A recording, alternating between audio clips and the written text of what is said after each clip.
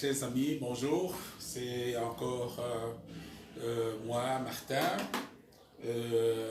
Voilà, notre partage hebdomadaire sur la guitare que nous aimons bien et que nous avons appris à jouer de diverses manières. Excusez-moi, j'ai fait tomber mon médiator. Alors, aujourd'hui, j'ai choisi de parler de la guitare, bien sûr, mais il y a eu quelques remarques pour ceux qui ont suivi sur Facebook ou bien qui ont vu, parce que je partage aussi sur WhatsApp, et il y en a qui ont préféré dire que, bon, j'ai mis l'accent sur Zaiko, mais nous avons d'autres styles que nous aimons, nous avons d'autres chants que nous aimons. Je crois qu'il faudra élargir les champs des émissions que vous faites. Alors, qu'est-ce que j'ai fait? Je me suis dit, je vais essayer d'aller dans le plus d'ouverture possible, mais je n'ai pas de chansons a priori. Alors, nous savons que Zaiko était à cheval entre le style OK et le style fiesta, mais dans les années 70, disons dans les années 60, c'était vraiment deux styles bien séparés. Dans les années 70, il s'est passé une petite révolution. Il y a eu des musiciens qui se disaient adeptes du style fiesta, qui ont dû intégrer l'orchestre qui est le plus grand, en fait, qui était l'auteur du style OK. Et c'était un peu bizarre parce que tout le monde se disait, mais il a toujours l'habitude de chanter le fiesta. Comment va-t-il se débrouiller avec le style OK? Ça ne va pas coller. Et je crois que c'est Luambo qui a eu cette initiative-là de mettre dans son groupe les gens venant de ce style-là. Et les premiers à faire le pas, c'était Joski Kiambukuta et Sam Mangwana. Mais entre-temps, Luambo venait de changer carrément le style de Loké qui était reconnaissable, je vous avais dit ça, par l'usage de ce que nous appelons dans le jargon de chez nous, les quintes. Hein, le fait de prendre comme ceci les cordes. Alors, Luambo s'est mis exclusivement à jouer sur ce genre de... il en a fait pratiquement sa spécialité. Je vous ai parlé de ça et tout ça. Et contrairement à tous les orchestres, quand il jouait avec 4 guitares, on savait qu'il y avait un soliste, il y avait un qui faisait le mi-solo et il y avait l'accompagnateur et le bassiste. Mais Luambo, c'était différent. Luambo, qu'est-ce qu'il a fait? Il jouait maintenant 2 solistes, un accompagnateur, parfois 2 accompagnateurs, dont l'un faisait maintenant le mi-solo et puis la guitare basse. Pourquoi? Parce que dans ce style, il y avait parfois des vides qu'il fallait combler. D'abord, Luambo lui-même était un chanteur, donc parfois quand il faisait le chant, il pouvait ne pas jouer. Alors le soliste, le deuxième soliste qui était là, était censé le couvrir. Mais parfois, on ne faisait pas attention et en fait, ce choix-là qu'il avait fait, c'est le choix qui a carrément mis fin au groupe Tuzaina, qui, bon, j'ai ouï dire qu'il est en train de renaître, mais en jouant sur les vieilles chansons avec Kelly, qui était la vedette de Tuzaina, à l'époque où Evoloko, à un moment donné, tenait la vedette dans Zaiko. Alors, quand Luambo avait changé ce style, il y a eu 3 chansons phares. Il y a eu Maëlé, il y a eu Georgette Et puis, la chanson la plus marquante, c'était Fifi Nazali Innocent de Simaro, grand compositeur que tout le monde connaît. Alors, c'est celui-là que j'ai choisi de vous montrer comment Luambo jouait maintenant sur les octaves, sur les tierces. Donc, vraiment, on comprend longtemps après sa disparition que c'était un grand guitariste. Parce que nous, on croyait que sa manière de jouer ne nous intéressait pas, mais quand on essaie de s'y appliquer, c'est là qu'on trouve que non, il fallait avoir de la créativité, il fallait avoir. Alors, le fait aussi d'avoir intégré des musiciens venant du style OK, hein, il y a eu un Méli-Mélo où euh, la rumba de Luambo était vraiment lente et entraînante, alors que Taboulé, le maître de style fiesta maintenant, hein, était un peu dans le style un peu saccadé, et puis quand on va sur Zaïko, eh ben, c'était la cavalcade. Alors je prends Fifi dans son sol.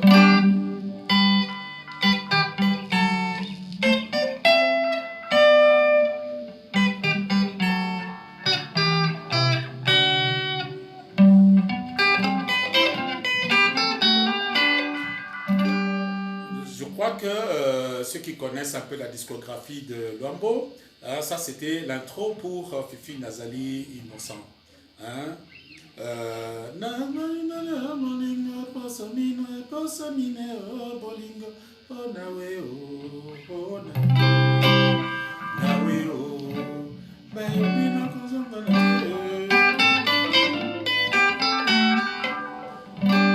Alors, le refrain c'est...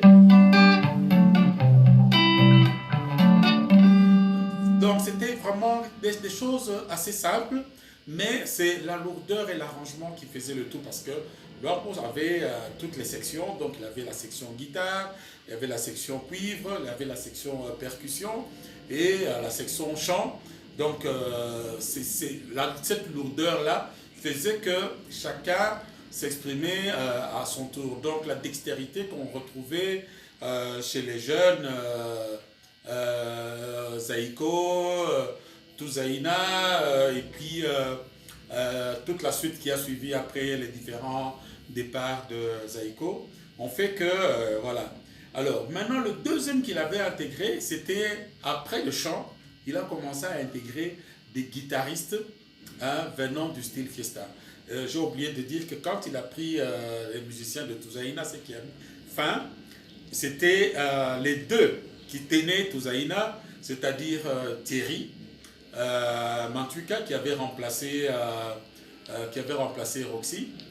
Mais Thierry, c'était un pseudonyme. En fait, son prénom, c'est Jacques. Donc voilà, mais Jacques, ça ne faisait pas parce qu'il fallait un nom qui fasse aussi plaisir à l'oreille. C'est comme ça qu'on a commencé à l'appeler Thierry. Mais son prénom, c'est Jacques. Alors, le deuxième soliste qu'on a pris, venant du Fiesta, c'était Michelino, Mavatikou.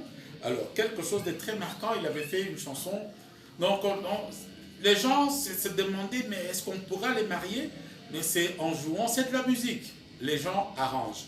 Mais ce qu'il faut reconnaître, c'est que les gens qui venaient du style Fiesta avaient beaucoup de mélodies du fait de la richesse et de la liberté que donnent les arpèges.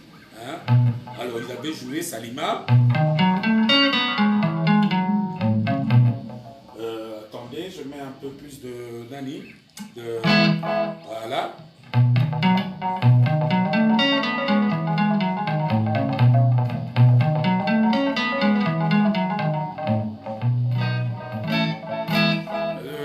C'est Salima.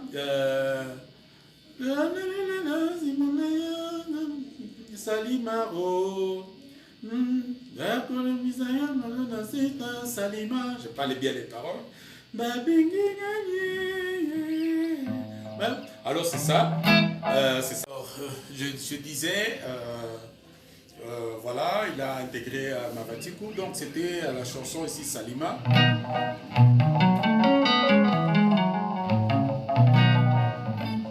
Alors le solfège tel que moi je l'ai entendu, parce que je rappelle que nous sommes des apprenants, nous jouons tel que nous entendons. Parfois, moi je peux entendre différemment de l'autre, Hein, et donc, c'est-à-dire que si je joue ça, hein, celui qui a peut-être entendu ça différemment ou peut-être vu jouer pourra toujours corriger.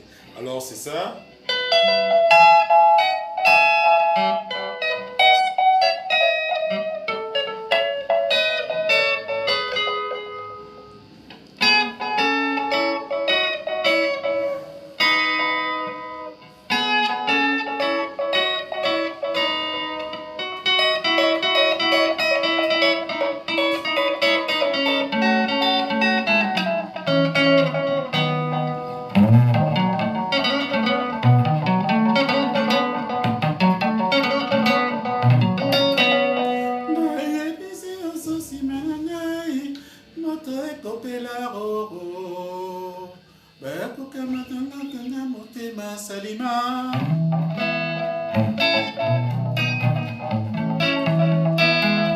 Ça, c'est vraiment la marque vraiment de la rumba qu'on trouve chez Loke Jazz. Alors, le refrain.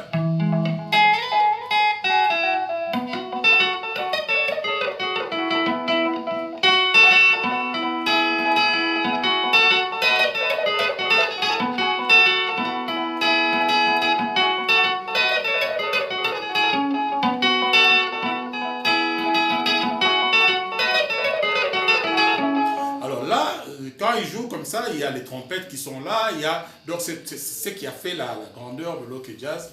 Il est resté sur ces mêmes, la même manière d'arranger. Et c'était formidable. Comme on dit, je crois que c'était Pepe Ndombe qui disait ça. Ok Jazz disait Kilo et à Kinshasa.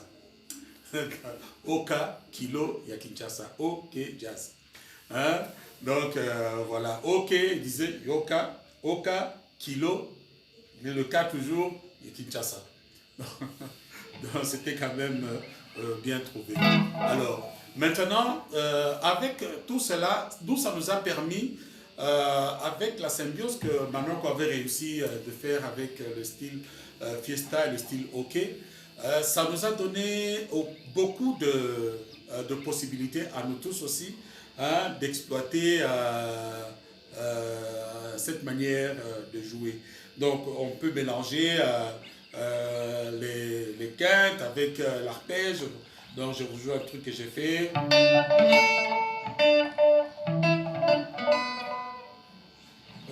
Voilà, j'oublie moi-même mes propres histoires.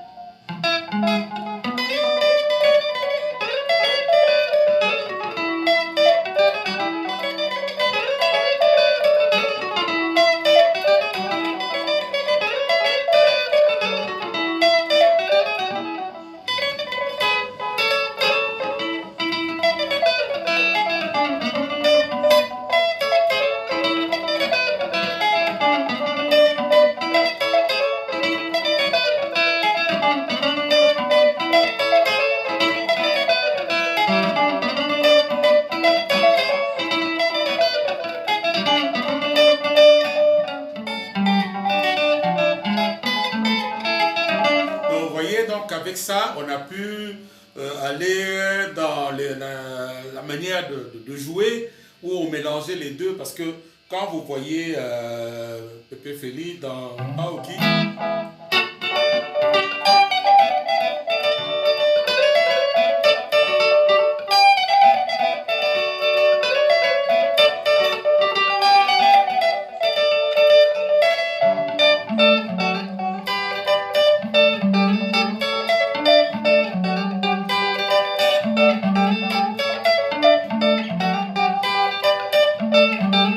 donc vous voyez cette façon de faire ça, donc ça fait évoluer la guitare solo de chez nous. Hein, si bien que là, Zaiko jouait encore les trois guitares avant l'introduction du mi solo, ce qui donne un peu plus de volume. Hein, et puis les arrangements sont devenus un peu plus complexes. C'est ce qui fait que des fois, on n'arrive pas à les jouer correctement. Alors, qu'est-ce que je dirais encore dans le style? Ok, donc il y a pas mal de choses, mais Luambo est resté, lui, calé sur ça.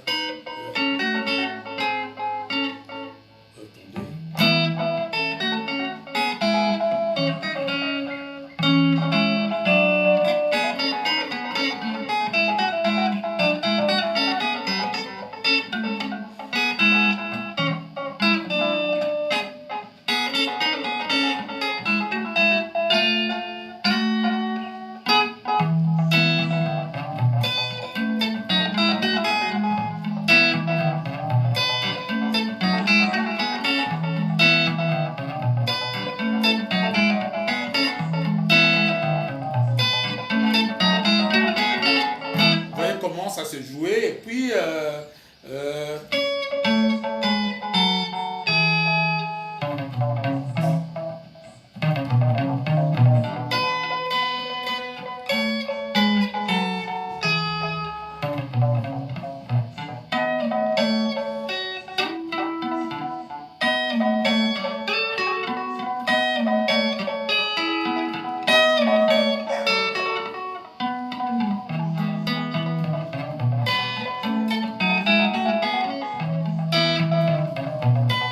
voyez, donc ça donnait beaucoup de couleurs.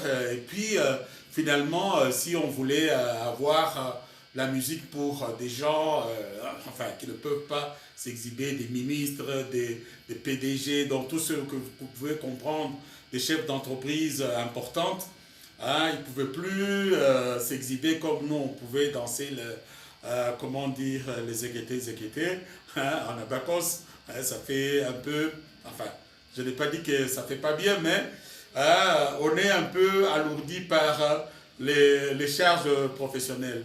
Alors, je ne sais pas, aujourd'hui, je pourrais m'arrêter ici. Je vais voir comment passer maintenant en revue tout, puisqu'on m'a fait la remarque que tout le monde n'était pas seulement accroché à Zaiko, il y avait qui était dans Pierre Bakuba, il y avait qui aimait celui-ci, il y avait, donc on va maintenant exploiter toute la panoplie. Hein, l'essentiel, c'est des chansons hein, qu'on aurait qu'on aurait voulu jouer, mais qu'on ne comprend pas très bien. Voilà, donc passez un bon dimanche et à plus tard. Merci beaucoup.